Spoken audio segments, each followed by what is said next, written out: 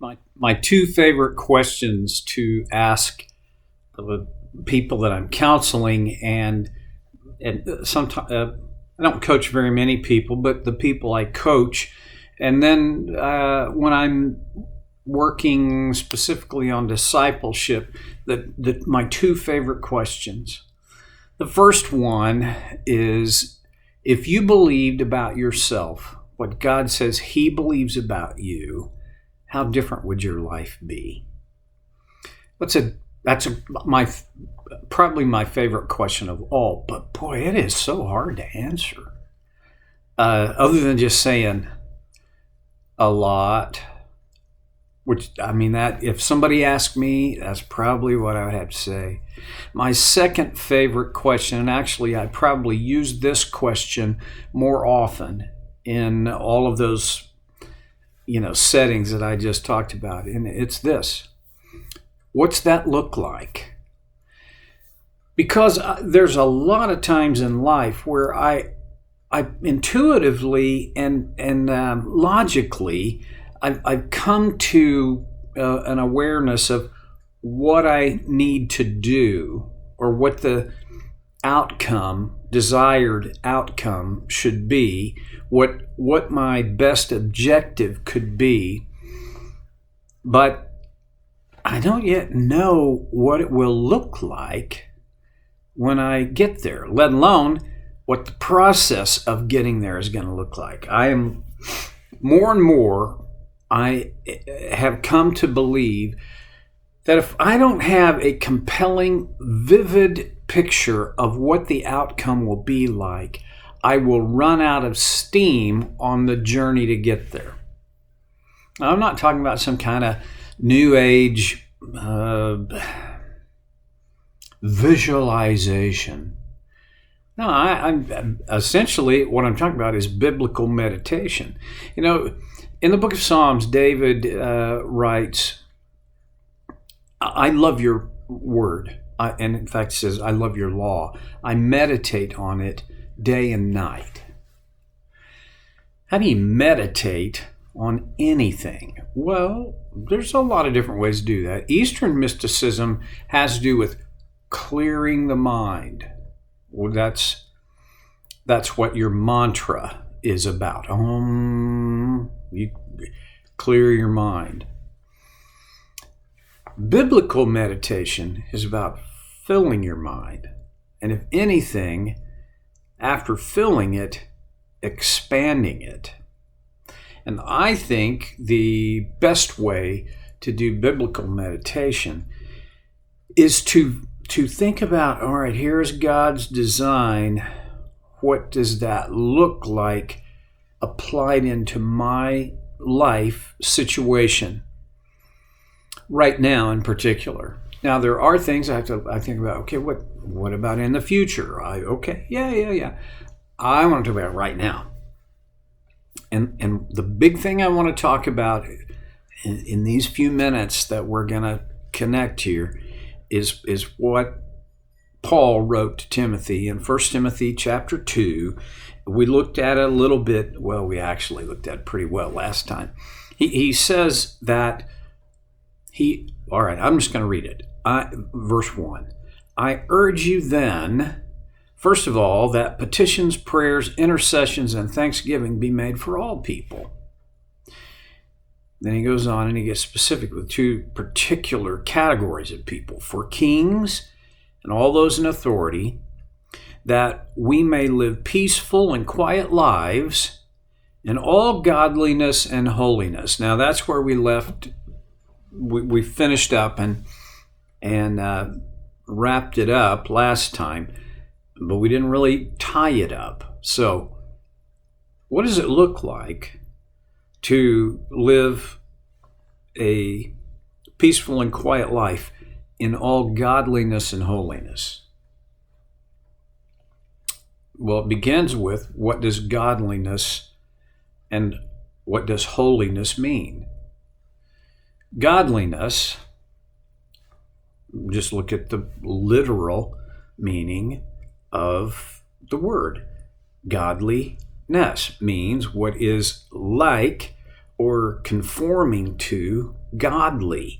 Okay, what is godly? Well, let's break that apart. Godly, like God. I don't, and that I know this is going to sound like circular logic. Maybe that's not even what it sounds like. It might not sound, but anyway, it may sound confusing. Okay, I'm all right with that. Here's the thing. Godliness, my behaving, it begins with my thoughts, my beliefs, moves into my actions. And for godliness to be produced in me, I have to think, I have to believe, and then I have to behave according to what I understand of who God is and how He is. And there's a very interesting line in one of the first 3 steps in the 12 steps, the traditional 12 steps of Alcoholics Anonymous, which, by the way, I am a believer in the 12 steps, and I could go a long time in this. I'm not going to bother. But I will say this step says that we accepted and learned how, I'm doing a real ugly paraphrase of it, learned how to prefer and seek out God as we understand Him. Now, a lot of people have said, "Oh, brother, God as you understand Him." So, and you'll hear stories. My higher power was the doorknob. My higher power was the light bulb.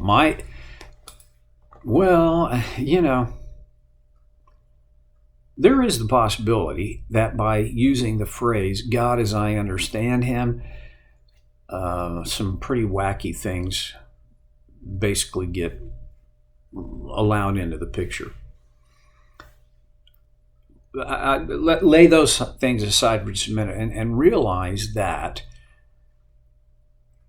my desire to live a godly life, as Paul writes, a peaceful and quiet life in all godliness,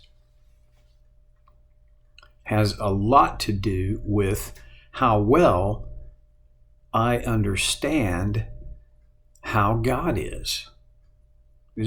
Now, does anybody understand everything there is to understand about God? Well, no. And let's reflect on the other end of that as how much do you need to know about God to connect meaningfully with Him? Not very much. My 5-year-old grandson, how much can he is probably capable of understanding a lot more about God than we might think. But he's just a little kid. But he connects with God. See, a tiny amount of understanding of God is adequate for connecting us to Him. Now, when if our desire is to live in all godliness, then our first, I guess I would say, essential objective then is to figure out, what is God like? How does God relate to the world? How does God relate to people? Because godliness is an imitation of God. I can only imitate what I know of Him. And there are a lot of times when I find it that I am unable to imitate even what I know about Him, though it is a tiny fraction of all there is to know. I've talked to lots of pretty ancient Christians people that are in their 70s and 80s and have been Christians, some of these people, for their entire lifetime. None of them, all of these are serious followers of Jesus. None of them would say, oh, I know all there is to know. I know all I need to know. Nope. All of them will tell you they're still on the journey. We're all still on the journey to know God better so that we can imitate Him better. Now, here's the thing. Does my imitation of God and my really good imitation of God, does that make Him like me anymore? Well, you know the answer. No. See, I am no less loved by God when I imitate Him poorly or I don't imitate Him at all. It isn't about gaining His attention and affection. It's about me, as I imitate Him, experiencing the blessing that then becomes available to me. All right. Now we've got holiness next. Holiness, in the Old Testament, holiness, holy, has a discrete meaning and application. And the word holy, it's a deep word, but it's to give it a literal translation is not very difficult. It means set apart, apartness, differentness, so that God, who is holy, is different than us. He is above and beyond, and He is set apart. There are, in the Old Testament, there were things that were said to have been holy. The tabernacle was said to have been holy. The temple after that. The utensils within the temple. There's even this, was kind of one of those word games that people in Jesus' day would play about, okay, what is more holy? The sacrifice on the altar or the altar upon which it is laid? And I think Jesus basically was saying that's not the point. That's not the point at all. The point is, we are not holy. We can't be. Our maximum effort will still leave us short of holiness. But God, in His mercy, has made us holy and righteous. Peter the apostle said, you are a holy priesthood. God has ordained you and I as holy, as set apart. To live in a set apart way, what's that look like? Now this is a very interesting and discussion-worthy topic. There are people in the world, in America, who believe that to be holy means you can't look like, act like the rest of the world. You can't do the things the rest of the world does. You can't go to the places that they go. You can't. We lived in Iowa, in northeast Iowa, there's quite a population of the Amish, and they don't need to wear a badge that says I am Amish. When they walk into an establishment, you know they're Amish because of how they dress, because of how they look. There are others, and there is a religious movement of people called the holiness movement who Women don't wear makeup. They evidently don't cut their hair. It is a total, that's not fair, maybe not total, but kind of a wholesale thing of your appearance doesn't matter. It needs to be as bland and neutral as possible.